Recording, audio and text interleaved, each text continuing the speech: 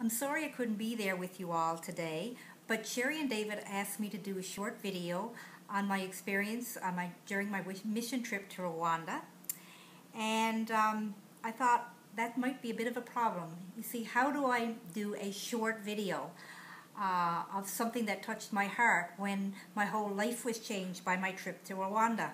But David went on to inform me that I wasn't the only one that was doing a presentation and nobody wanted to be there all day, so I'd better make it short.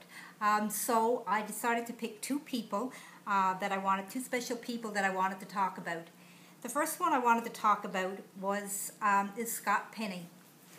Scott is a very special individual indeed, and over in Rwanda, our sheltered children call him Papa Scott.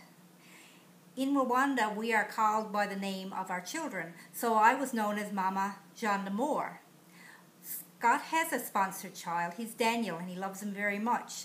But he wasn't known as Papa Daniel. He was known as Papa Scott because he was Papa to all the children over there, and they loved him dearly.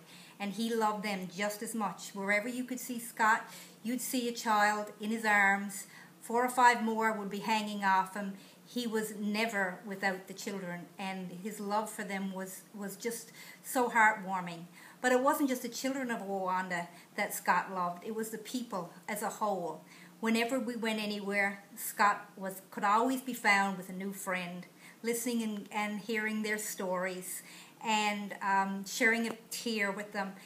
It was just such a special time for me to watch Scott and how he interacted. There was never a language barrier with Scott. Didn't matter if they spoke English or not. He seemed to always be able to communicate with them, and it was so touching. I really aspire to be more like Scott. The second special person I want to talk about is my sponsored son, John D'Amour. 22 months ago, I lost my son. And a mother is supposed to be able to protect her children, and I wasn't able to save my son. So I carried that terrible guilt with me for the last 22 months.